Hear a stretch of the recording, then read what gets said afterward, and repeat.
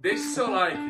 Se inscreva no canal e ative o sininho de notificação. Bom vídeo.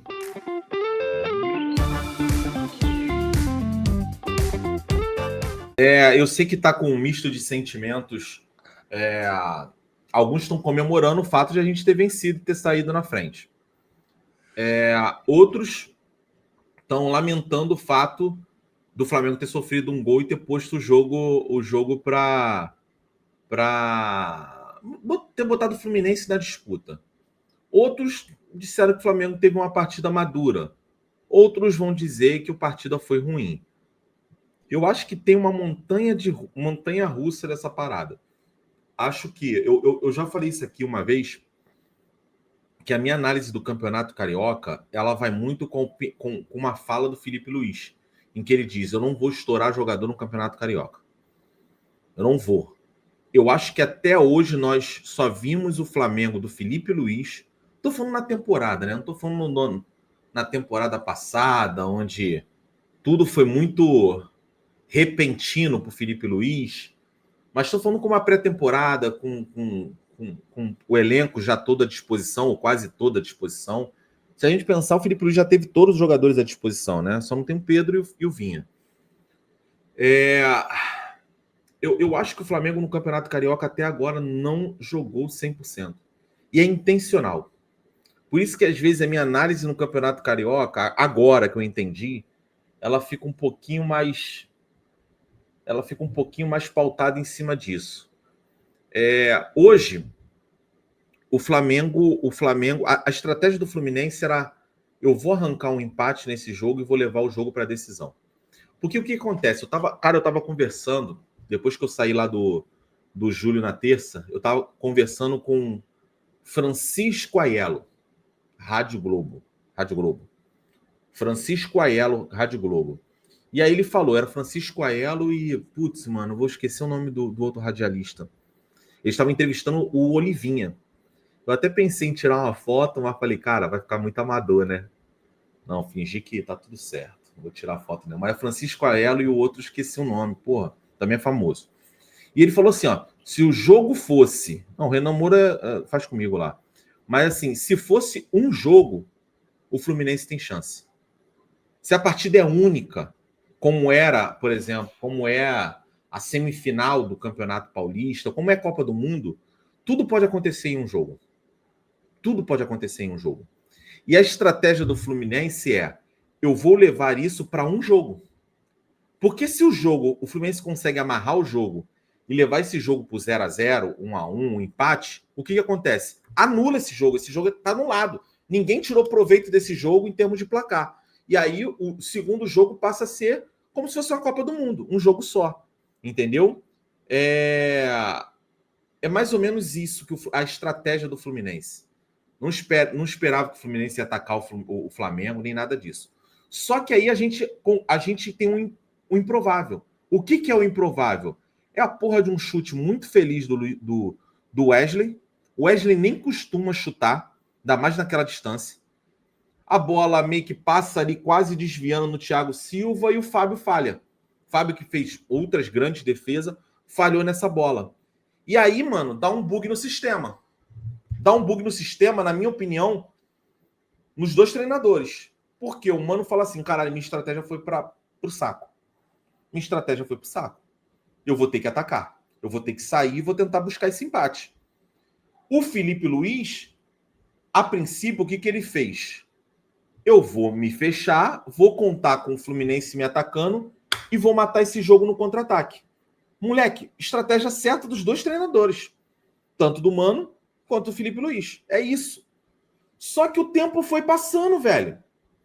O Fluminense foi atacando, no começo ainda sem ímpeto nenhum, mas depois o Fluminense foi construindo.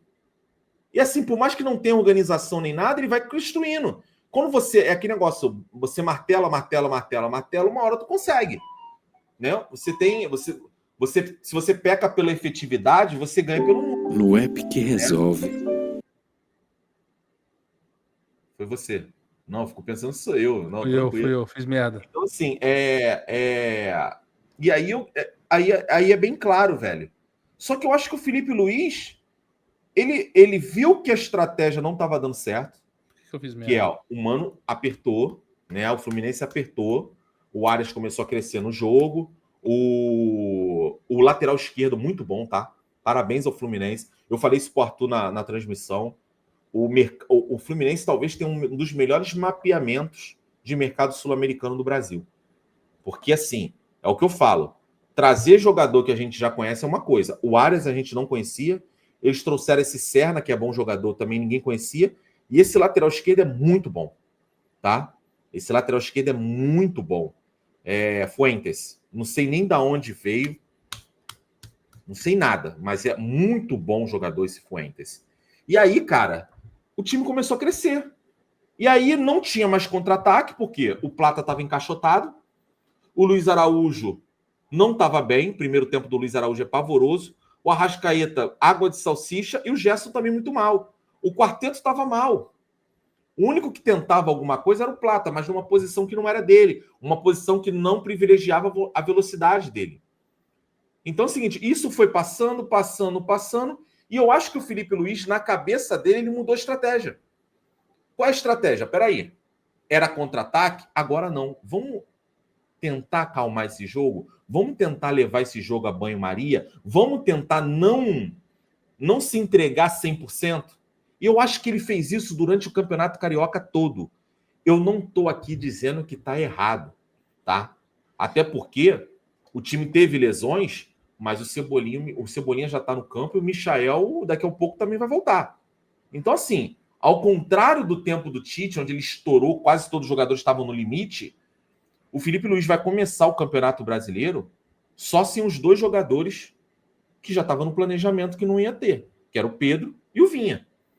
Todos os outros a gente vai começar o jogo contra o Internacional com todos à disposição. A não ser que, há um controle de carga ali, outro aqui. Então, assim, a missão do Felipe Luiz é essa. Só que o que eu acho a gente nunca deu 100%. A gente jogou o suficiente para vencer. Ou para conseguir o resultado X. Cá entre nós, se fosse uma Copa do Brasil, apesar de ele falar que não vai priorizar a Copa do Brasil, mas vou dar exemplo da Copa do Brasil. Se fosse uma Copa do Brasil, 2 jogos de semifinal contra o Vasco da Gama, o primeiro jogo não seria 1-0 e o segundo seria 2-1. O agregado daquele jogo não ia dar 3-1. Eu tenho certeza. Eu tenho certeza que o agregado ia dar uns 5-0, 6-0. Porque o Flamengo tá se segurando, velho. O Flamengo, a galera fala assim, não, poupa fulano, poupa ciclano, os caras estão se poupando em campo. Os caras estão se poupando em campo, tá? Eu acho que eles vão desacelerando. Isso não é preguiça, eu acho que é uma estratégia. Vocês podem chegar e falar assim, Rodrigo, é certo ou não? A gente não viu o real Flamengo no campeonato. A gente teve doses homeopáticas de um Flamengo. O Flamengo real, se você falar assim, Rodrigo, qual foi o jogo do Flamengo real? O jogo estava valendo título. Título importante. Supercopa contra o Botafogo. E mesmo assim a gente viu o real, mas a gente viu com limitação, porque o gramado, vocês lembram? O gramado era uma poça. Né? Melhorou no segundo tempo, mas o gramado lá do... Putz, era o Mangueirão, não era? Era o Mangueirão. Mangueirão. Uma merda. Mas aquele era o Flamengo. E é esse o Flamengo que possivelmente a gente vai ver contra o Internacional. E daqui para frente. É esse Flamengo, tá? Então eu acho que poupou e o Felipe Luiz foi levando. Só que, mano, quando você vai levando isso, você fica muito no risco, velho. Uma bola vadia dá o empate. E o Fluminense conseguiu essa bola vadia. O Arias domina uma bola, que foi a falha do Léo Ortiz, o Arthur viu, eu na hora não pesquei. O Arias chutou entre os dois zagueiros, a bola sobrou pro Arias na cara do gol. Entendeu? Se é um pouquinho mais de calma, é caixa. Entendeu? Então, assim, é uma estratégia do Campeonato Carioca, eu não vou culpar o Felipe Luiz, mas tem seus riscos. E aí a gente começa o segundo tempo com algumas mudanças. O Luiz Araújo chegou a trocar com o Gerson e tal. E o time, eu acho que o time melhorou com a entrada do Juninho. O Juninho que a gente critica, e eu acho que está devendo, mas eu acho que o time melhora com a entrada do Juninho. O Juninho entra, o time, peraí. Agora a gente está jogando. Susto que eu tomei, velho. A lá Flamengo. Porque eu tô fazendo uma outra parada aqui. Aí apareceu o barulhinho que entrou. Falei, não é possível que é o meu. Que eu tô entrando aqui pelo outro negócio, velho. Mas segue lá. E aí, quando o Juninho entra, eu acho que os caras se sentem mais confortável. Porque o Juninho tá mais próximo do Bruno Henrique e tá mais próximo do Pedro. Então fica um esquema mais confortável.